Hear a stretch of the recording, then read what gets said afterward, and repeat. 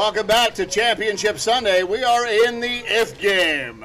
So it's bonus softball here at the 2018 San Diego Autumn Classic, the 35th installment of said tournament, and we are here with the if game in a coast-to-coast battle here between DC All-Stars and the Long Beach Parks and Rec. He's Joel Tremblay, I'm Roman Jimenez, and we are bringing this game to you live on Facebook and YouTube. Facebook Live at AFCSL San Diego, and YouTube at Cloud Sports Network. Joel, we got bonus softball. We get bonus softball.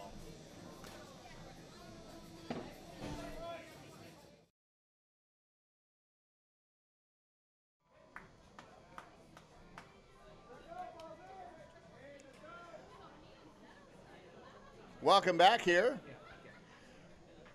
We are here at the if game. This game is about ready to get started. You're getting to see the first pitch. That is to Saavedra as he hits a shot into left center field. Right center field. Maya's calling it from left center field, and he makes the out.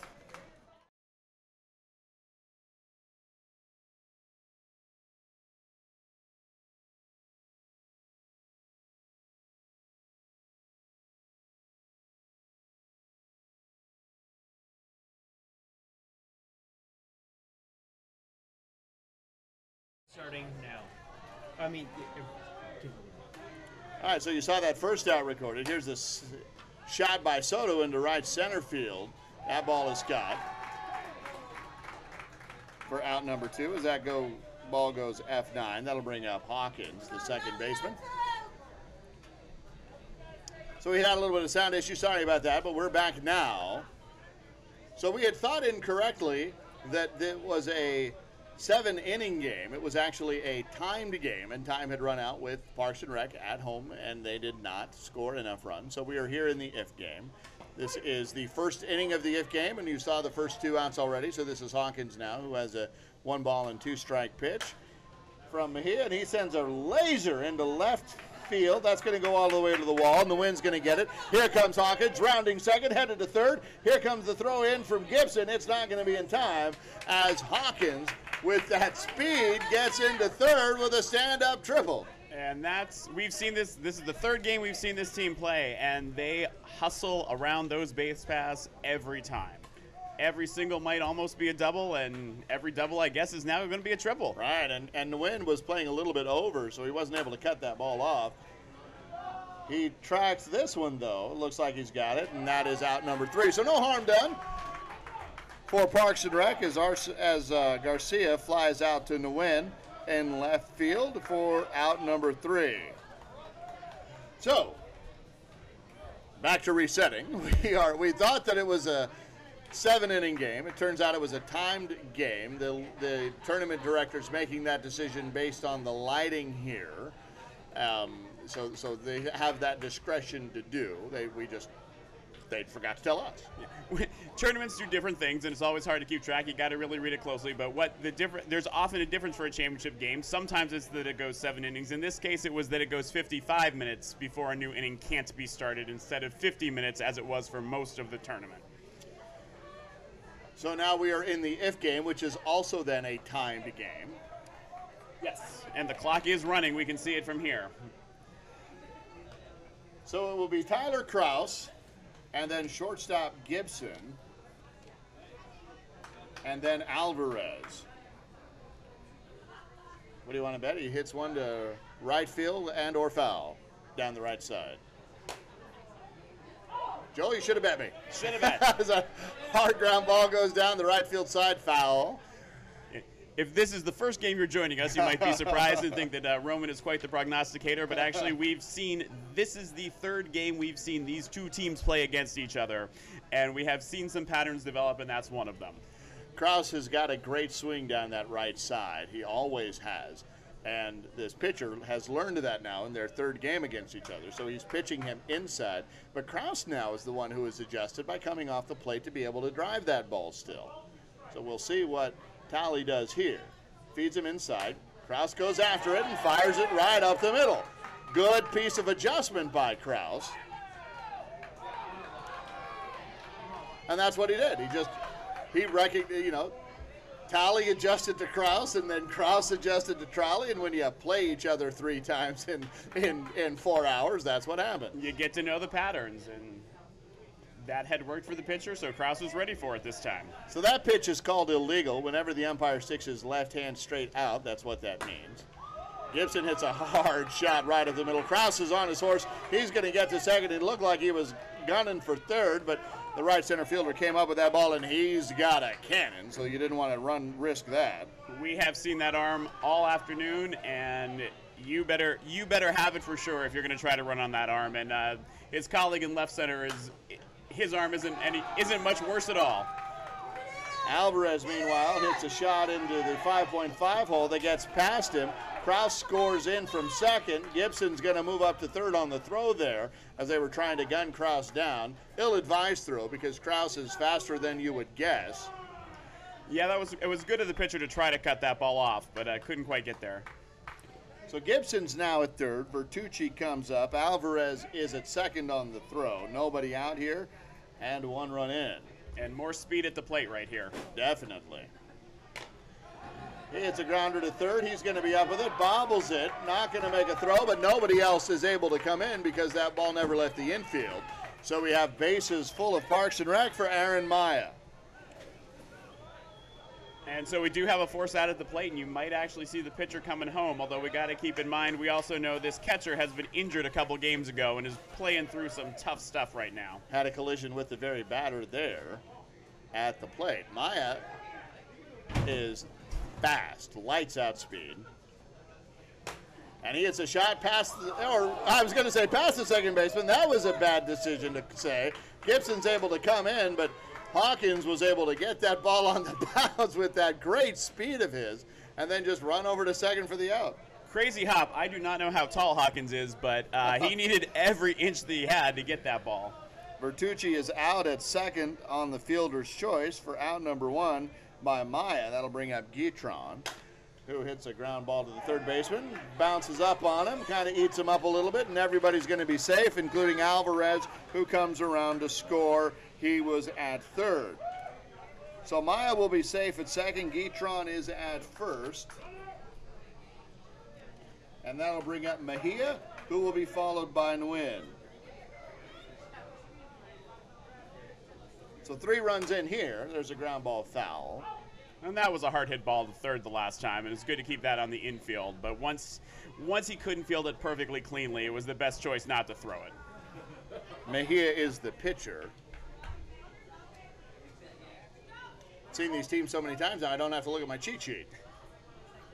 Runner at first and second.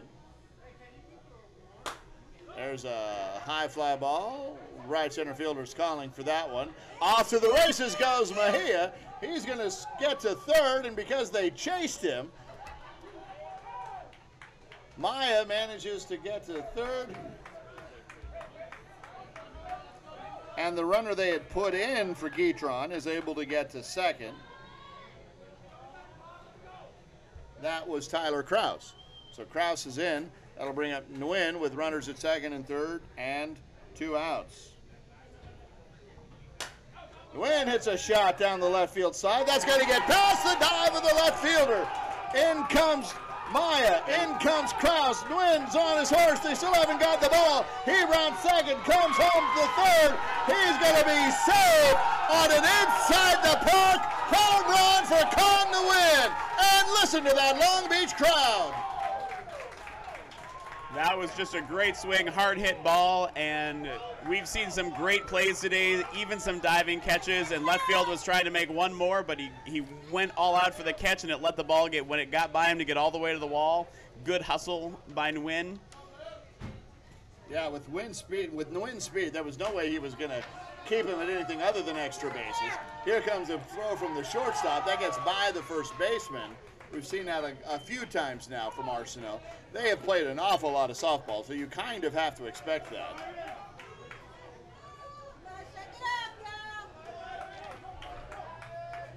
So that was Welling, and then that'll bring up Briseño.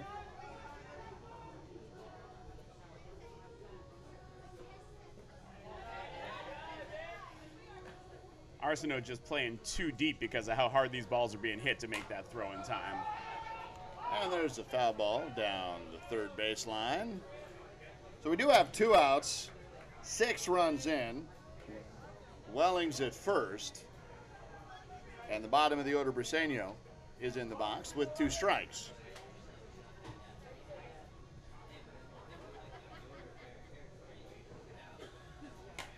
And he pops that one up out of play into foul territory, and that is out number 3 on strike number 3.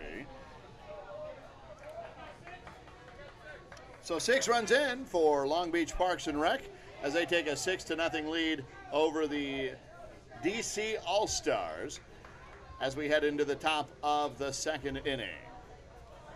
So we can talk a little bit about these teams. As we said, this is their 3rd game. So our first broadcast was actually this game. And at that point, they were both in the winner's bracket. But DC has had the longer trip to get to this game. So they were the 10th seed coming out of pool play. And they had wins against the Phoenix Mavericks, the San Francisco Brews, the Phoenix Desert Heat, San Diego Wicked. Then they came and played that game against Park and Rec and lost. Came back to beat the Chicago Smash Brothers to make it to the championship game, at least the first one, where they were able to beat this very Park and Rec team. And so what happens is this is a double elimination tournament. Park and Rec had not been beaten, so when that happens, you have to go to this if game because you have to beat them twice. So Arsenault, speaking of beating him twice, hits that little shot of his down that right side between the first and second baseman.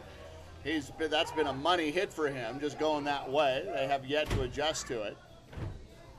And he's aboard with a leadoff single. That'll bring up Borden, who had been playing first base. But he's now in the outfield. He's in right field. And the first 2 games really in some ways couldn't have been more different. The first one seemed very well controlled by LA Park and Rec. But DC Park and Rec. Sorry, Long Beach Park and Rec. And the DC All-Stars. Oh my goodness. I got it wrong too. And then in the second game, which was the first championship game, the DC All-Stars came out on fire. That they did. It's been a long day for us too. As that one is an out. Out number 1. It'll bring up Leyva with Arsenault at first. Here's the pitch. Ground ball, a hopper up past the glove of the shortstop. And look at Arsenault go. He gets all the way to third in a blink of an eye. As Leyva's safe aboard first on the seeing eye single, past the glove of the shortstop, range into his left. Really hard play for that shortstop to get to. I mean, that was well out of the zone. And good play on the left center fielder to get it in, because if there was any bobble or any wasted time, Arsenault would have been charging for home. We've seen that all day. Well, that'll bring up Talley now. Runners at first and third and 1 out. That's Arsenault at third, Leyva at first. Talley's going to let that one go. Talley has plenty of power. We saw him hit a moonshot earlier. Sends another one there. That one's going to get down into the left center field gap. That's going to score Arsenault easily. Leyva's going to round second, get to third. Haven't seen too many actually find a gap with the speed of these outfielders, but that one did and made it to the wall. Just a hard hit ball. No chance for the fielders to get over. That'll bring up Land.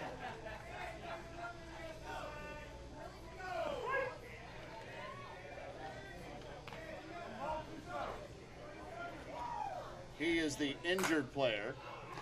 Oh, what a play by Alvarez on the line drive that was tailing away from him. He had to leave his feet to get it, and he just stuck his glove out there, and look what I found. A great play by Alvarez. That one had hit written all over it, and a great play by the second baseman to bring that down. As you said, tailing away, had to get out there, and wise with base runners, good base running not to get caught off on that. It would have been easy to be on your way home and get picked off from the bag. And more importantly, it saved 2 runs.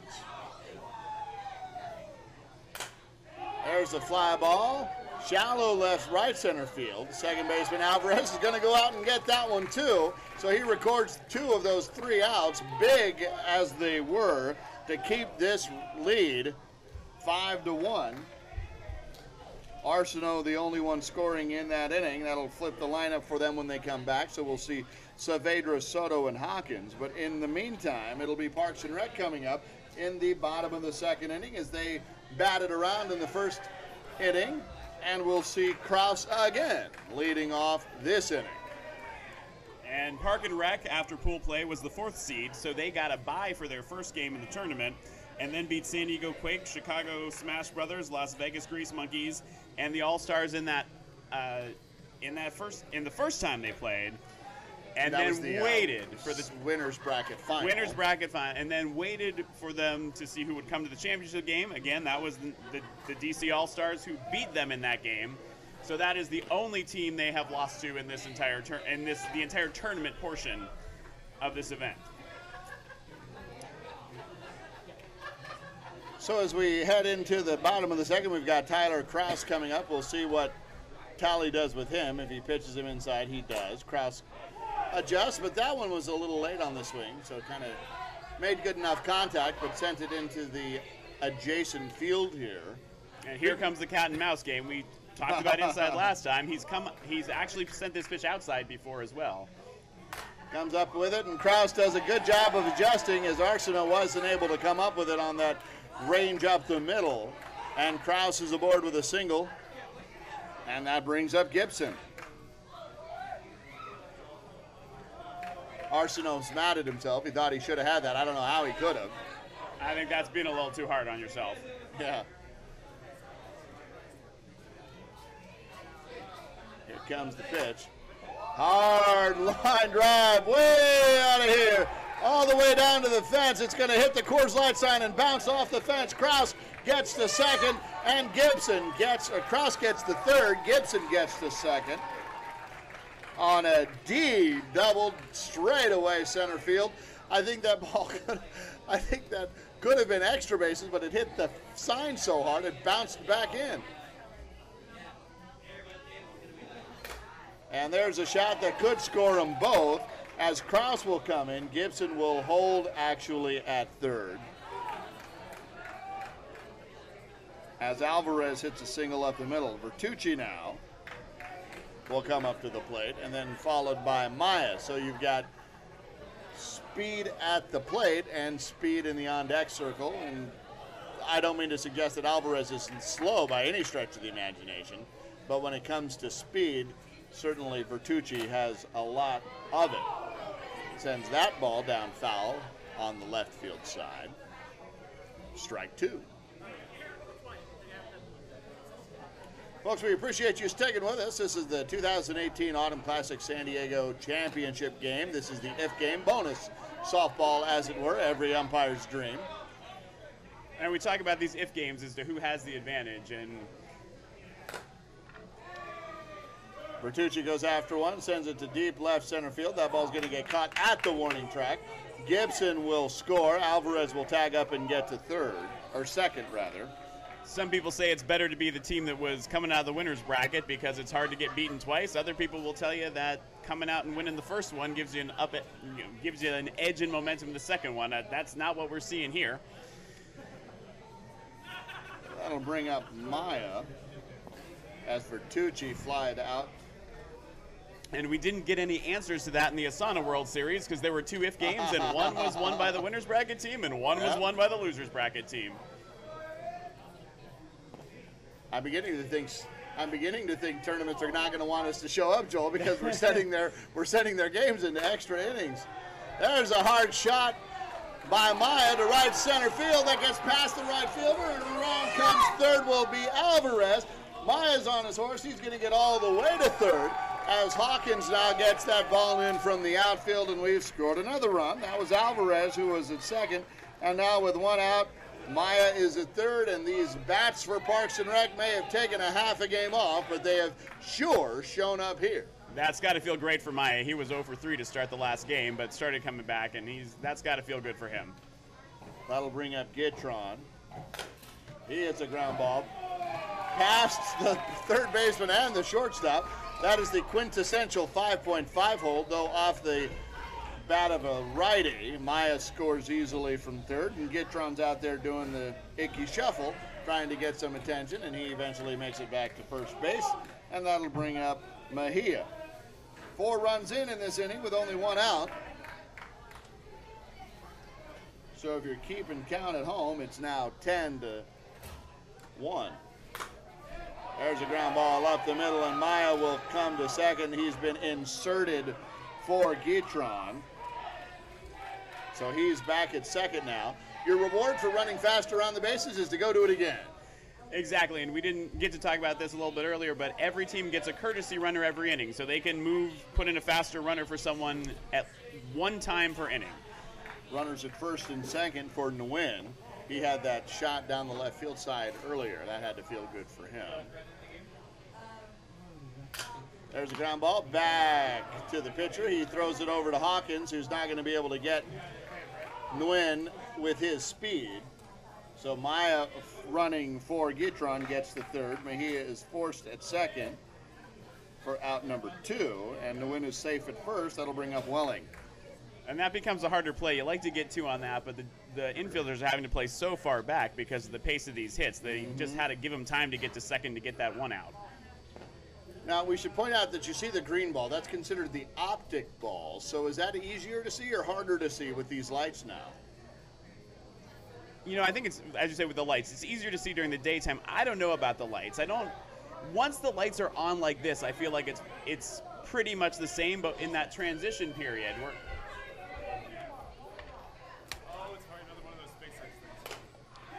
there's a shot down the first baseline and foul. We've got something kind of interesting going on in the sky up there. We're showing it to you here on our screen. We're not sure what that is, but everyone has the attention of everybody here on the field as Hawkins now gets that ball in. That is something weird. We're not sure what that is.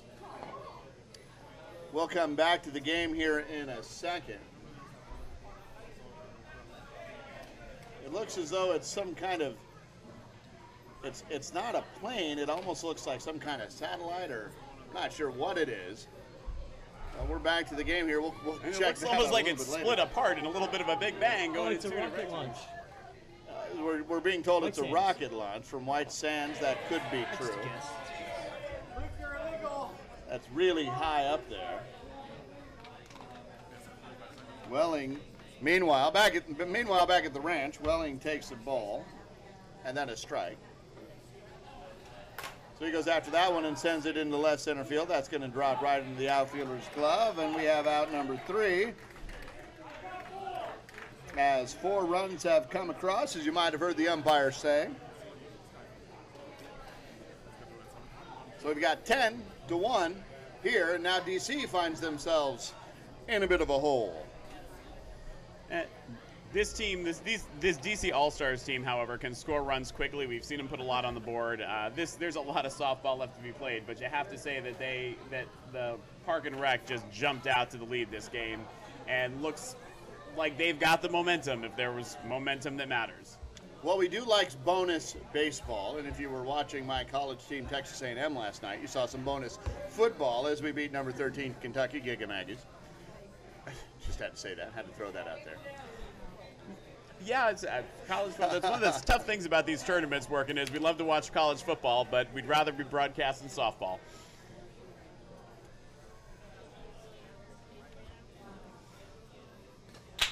DC will flip the lineup now as Saavedra will come up.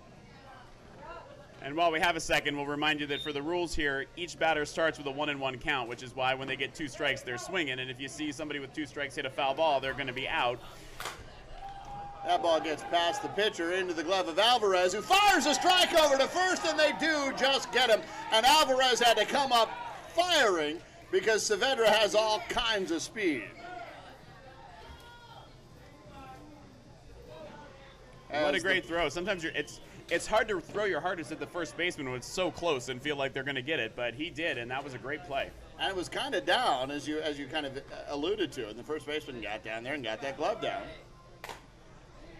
There's a ground ball right at the first baseman, who makes a grab and comes up to get the out, and the momentum is definitely now shifted over into the Long Beach Parks and Rec side. And sometimes it just starts with those little breaks, those great throws that make it. Little foot one way, foot another way, seeing eyeballs up through the hole, but DC All-Stars got to be wondering what they got to do here. That'll bring up Hawkins, who has been the emotional leader of this team over the 3 games that we have seen. He got a triple in his last at-bat. Sends a pop up there, got underneath that. That's going to go right to Kraus, and that is out number 3.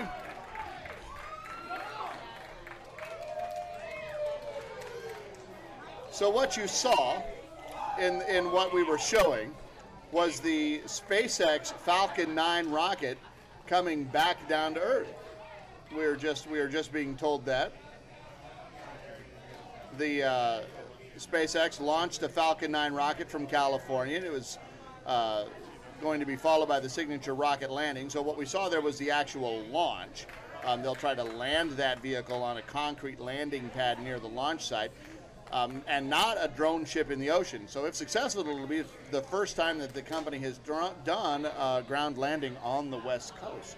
So that's happening at Vandenberg Air Force Base, not very far away from here. So that's why we all saw that. So in case you're following at home and you like those pretty pictures, courtesy of our cameraman Mitch Barnes there, that is what that was. Back to the game now. If you want to think it's a UFO going to Area 57, you're welcome to do that too.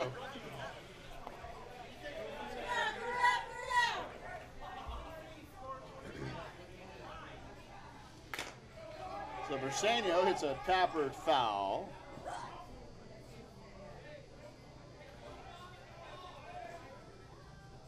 As we head into the bottom of the 3rd inning.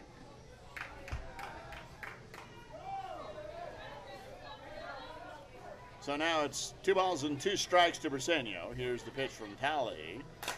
And he skies that one deep left field. Left fielder's up with it and has that one. And our umpires for this game did not change from the championship to the IF game, so it's still Michael Latender from LA behind the plate and Bill Meyer from LA over there at first base. Well, they did switch positions. Latendre was on the bases earlier, so now he's calling the balls and strikes behind home plate. As Kraus may have gotten away with one there as he hits one down the right field side that gets away from the right fielder, and Kraus is on his horse. Round second, he's coming third. They're going to wave him home. Here comes the throw from the outfield. It's not really going to be a throw, and Kraus has gotten himself an inside the park home run that got by the right fielder. And there's just a lot of room down there in that foul territory, and if it gets by you and over in the corner, it can bounce around for a while, and that's what happened there. It looked like to me, what I said might have gotten away with one, it looked like to me that Kraus might have stepped in front of the plate there. But that was not the decision by home plate umpire Mike Latendre, who, if it had happened, he would have seen it. He's right on top of that stuff. And if you saw him put his arm out there, that's because it was an illegal pitch. It was illegally high. The ball has to go over more than 6 feet in arc, but no more than 12 feet. And Gibson gets a hold of one, sends it into right center field, and that one is caught. That right center fielder got over there in a hurry, making that catch at the warning track. For out number 2, and that'll bring up Alvarez. It'll be Alvarez, Vertucci, and Maya. Alvarez is 2 for 2. 11-1 is our score here.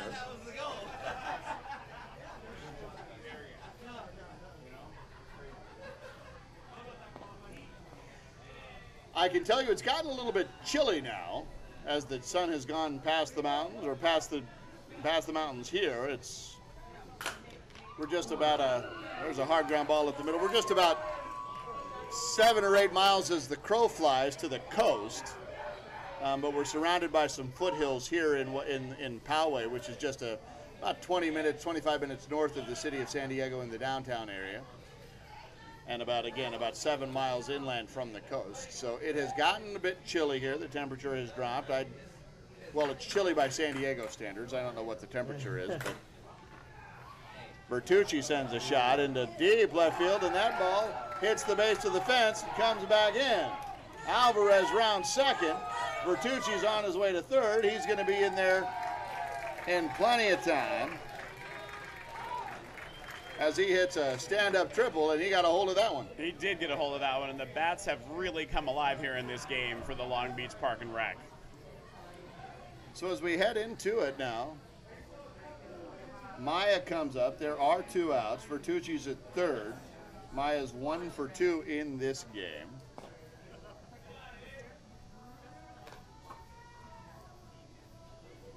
Here's the pitch. He gets a hold of one that's going to go right into the right fielder's glove. He hit it hard, just the right fielder was right there. And nice read on that ball. It was slicing a little bit, but he was right underneath it. So they play 2, does Long Beach Parks and Recs. It makes it 12-1 as we head into the top of the 4th. And Joel, we're getting into run rule territory here. We are in run rule territory. So at 3 innings, at the end of 3 innings, you'd have to be up by 20 runs for a run rule, and that becomes 15 after 4 innings and 10 runs after 5 innings. With Parks and Rec the home team, we have started the 4th inning. They will come up to bat later on in this inning. If the score does not change, and it's 12-1 now, Parks and Rec would need 4 more runs in the next inning to seal the deal.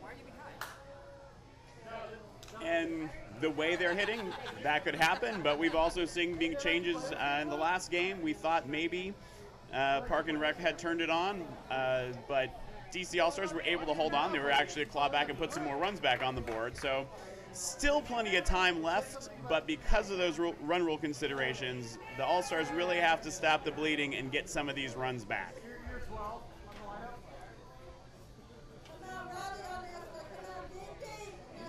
As we head into the bottom, the top of the 4th, it is Garcia at the plate. Takes a strike on the outside corner. Good pitch there.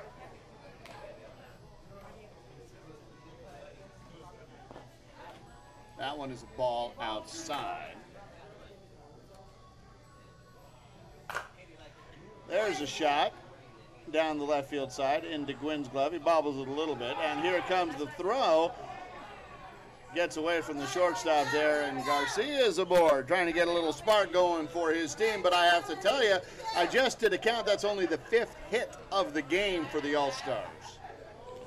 Yeah. So Mejia doing a good job there. Doing a good job, but they've got a lot left. Let's see if he goes to right field again. That should score this run. Goes that way. Alvarez was waiting for it. They get the out on Arsenault, who was hustling down the line, but Garcia is able to get to 3rd on the play that goes 4-3. It was a close one. His speed makes all those plays at first base close. You can't take anything for granted there. Here comes the right fielder now, Borden.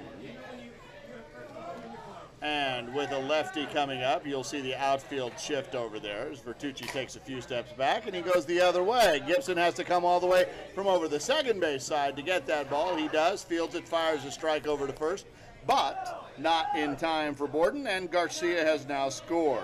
And that was a good piece of hitting by Borden. As you were talking about the shift in the outfield, Roman, I noticed the shortstop coming over almost behind second base, and just as he was, he hit the ball to where the shortstop had been, and that extra time probably got him that single. Leyva hits a shot that's going to drop, and Borden will get to second. Here comes the throw in on the back door, but Borden was just able to get the foot in on time. That was a close play, and well done. That'll bring up Talley, the pitcher. There's been a couple of those in these games where you don't want to stray too far from those bases. You got to make your decision, and I don't think he was ever really going to make it to 3rd on that one, so you just got to stick where you are at the bag. Talley has all kinds of power, and we'll see if he displays it here, if he gets his pitch. He already hit 1 home run earlier in the previous game. Here's the 2-1. Lays off of that. 2 balls, 2 strikes. Nothing wrong with that, right down the middle. Each team only gets 1 home run in the game, so you want to get it with runners on. He comes after that one, and that one's going to be fair as Kahn is able to make a great grab barehanded. Borden will score from second as that ball bounced in front of Kahn, took a crazy hop. Kahn just stuck his hand out in front of it and was able to get it. Borden scores, Leyva gets to second, and Talley's aboard with a single RBI, and that'll bring up Land, who, as we had previously noted, is hurt. So we'll see what he does here. Anything to the infield, do we expect Land to try to leg out here with 1 out? I don't think so. We've seen him kind of stop if it's going to be a play they'll make. But he gets it past the shortstop. That's why they're keeping that bat in there. It kind of gets bobbled by Maya, who comes up with it. And now DC All-Stars trying to take this momentum right back. And I think we're going to see a courtesy runner here over at first base. Talley's at second. 3 runs in now for Parks and Rec as they're trying to make a game out of this. They did not appreciate my run rule comment earlier. Tucker comes up with runners at first and second and one out. Tucker's over at first base. Sends a shot right into the glove of Mejia. Great play by Mejia. Wow. Great job at second. It's always tough to do when you just had to save your life with your own reflexes. He might have had to play it first if he had looked there instead of at second. Second was back quickly. But, you know, those are amazing plays. And just nothing more you can say about that. I mean, you just smoked it and it went right back to him. Meanwhile, Saavedra sends a shot into right center field, and that's going to get caught for out number 3. But Parks and Rec gives up 3 here to DC All-Stars. And the score is 12-4.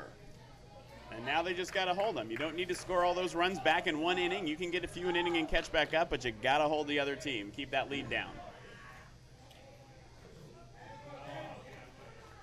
That'll bring up Guitron, Mejia, and Nguyen. Guitron is 2 for 2 so far.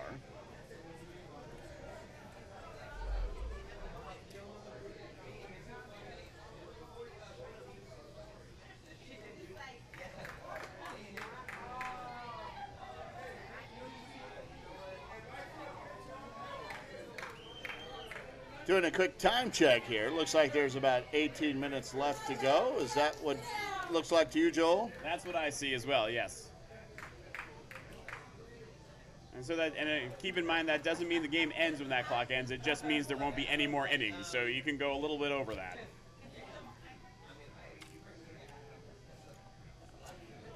(12-4) here. Parks and Rec will want to add on.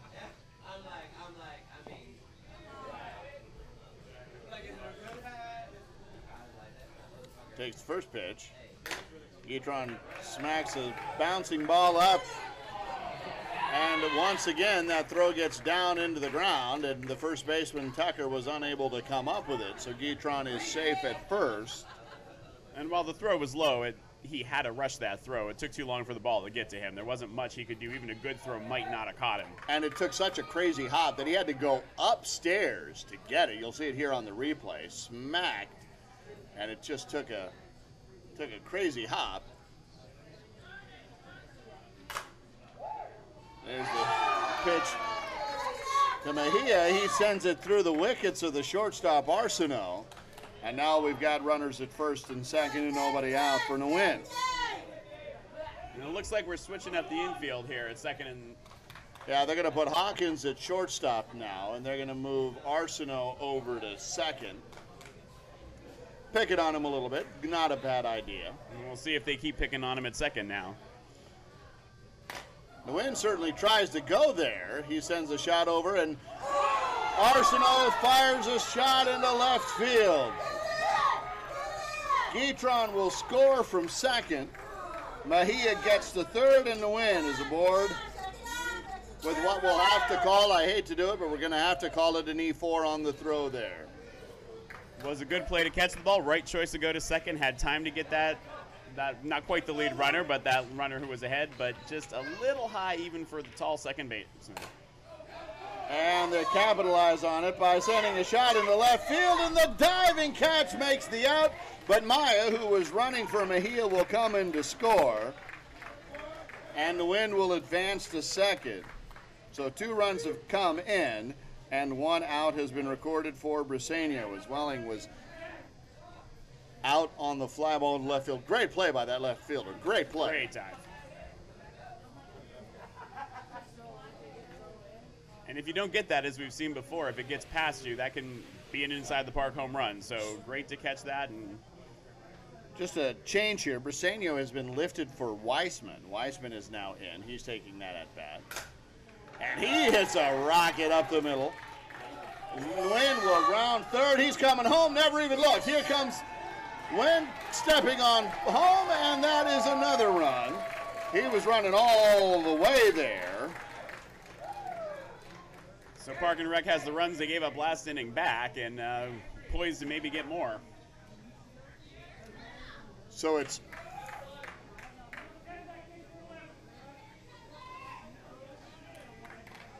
15-4 now. Sorry about that. I had to do some math. 15-4, as you can see on the screen.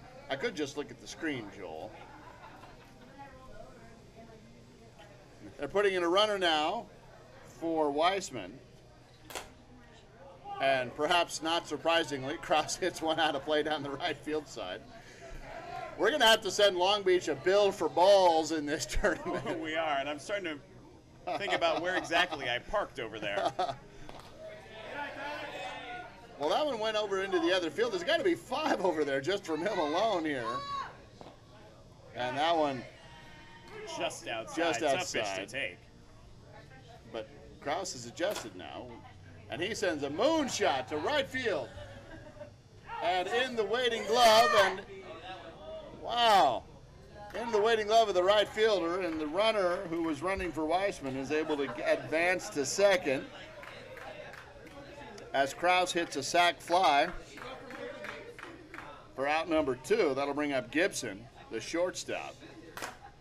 And he gets a hold of one all the way out of here. Deep right center field. Gibson has smoked the home run for Parks and Rec. That puts it maybe, possibly, out of reach as 2-run score. That was Weissman who was on second, and Gibson has come in, and that makes this now a 5-run inning with still only 2 outs and Alvarez at the plate, who is 3 for 3. There's a bomb to right field. That ball looks like it's going to carry over his head, and it does. Alvarez rounds first. He's headed to second. He's going to round second and come to third. Here comes the throw, going to get cut off by the pitcher. And Alvarez is safe at third with a stand-up triple for Vertucci to come in. And still hoping for more softball, but the run rule rears its ugly head once again here. If they are, this is the 4th inning, so if they finish up by 15 runs, that could be the end of the game as we understand it. And we are just 2 runs away from that. Vertucci is that run. So 2 outs now, and there's a conversation happening in the outfield and a conversation happening in the infield. And one of the outfielders looks down out there. I don't know if he's resting because there's not something else going on, or if there's an injury. I think he's cramping up a little bit. He's just stretching right now because it has gotten a little chilly out there. And particularly the All-Stars have been playing for a long time now. They have been, so it makes sense that they would be wanting a little bit of a breather. Vertucci is the batter. Right center field is now getting up. He's done resting. Vertucci is the winning run at the plate. 2 down, 5 runs in, 5 runs in. Yeah, there's a ground ball up the middle past the glove of the first baseman, and the ball gets away from the first baseman into the out of play area. And now Vertucci, the tying run, is at second base. Alvarez scores. Bertucci's at second, and Maya is at the plate with 2 outs and the winning run at second. And there's some speed at second base. There is just a little bit. Listen to this crowd roar if they're able to plate this run.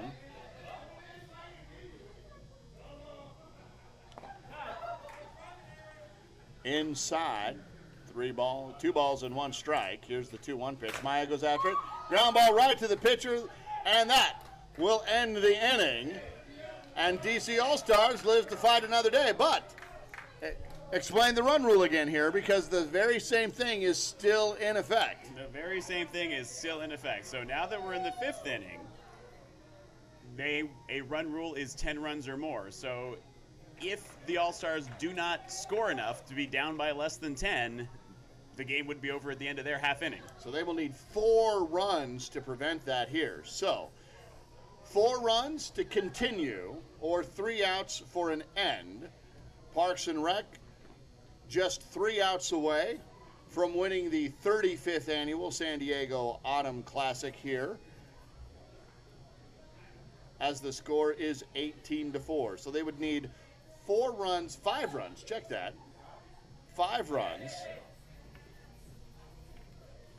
to be able to keep this game going.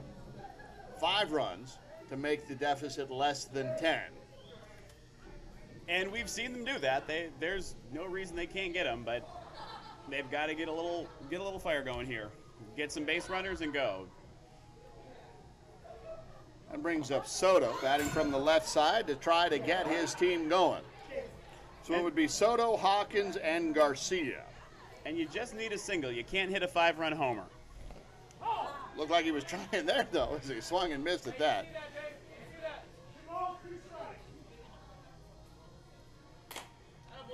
Sends a little flare into shallow right field. The second baseman's over there to catch that for out number one. Now just 2 outs away, Joel, before we can crown a 35th annual Autumn Classic champion. Parks and Rec not done yet, though. Do not look for them to go down easily. They will continue to fight here as Hawkins steps into the box. Takes the first pitch strike, but he is not messing around. He's just going to throw strike after strike now. And Hawkins gets a hold of one, sends it to deep left field. That one's going to be off the wall. Nguyen's going to come up with it and fire it in. Hawkins round second, headed for third, and he's in for his second triple of the game. Good speed, good aggression, and great hit, hard hit ball. I think they thought it was going to go over the fence. It looked like even the shortstop was putting his arms up, but it came back into play, and that got him to third base. So Garcia is up now, and then Arsenault.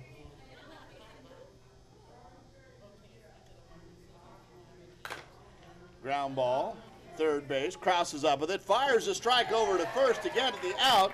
Hawkins comes in trailing, and that run will score. But the play goes 5-3 now, and we have 2 outs for Arsenault to try to keep it going for his side. And you know what he's going to be looking to do is try to poke that ball in the infield between first and second. We'll see if Mejia gives him the pitch to do it. Looks like he does, and he hits a ground ball to first baseman, and he's going to come up and make the out. And ladies and gentlemen, the winner of the 35th annual San Diego Autumn Classic is your Long Beach Parks and Rec team, who have come in undefeated from the winner's bracket, lose the first game of the championship game, and then come back and take control of the IF game over the DC All-Stars. So it will be DC All-Stars in second place, having flown all the way across the country, having a marvelous tournament for them, and Long Beach Parks and Rec will take home the trophy from the 35th annual San Diego Autumn Classic. Joel, what did you think? It was great and exciting softball. Always great to have an IF game, always exciting. And these two teams were very well matched. I mean, this game might not have shown it to somebody who only turned into this, but you got to remember they played each other 3 times, 2-1. DC All-Stars was able to beat this Long Beach team once. They just couldn't pull it off a second time. Great heart played out there by these players on both sides. Lots of heart at this tournament. There were some epic games last night, some epic games feeding into this championship game. Just a really great tournament again this year. Competitive spirit in these teams, it just makes for great softball.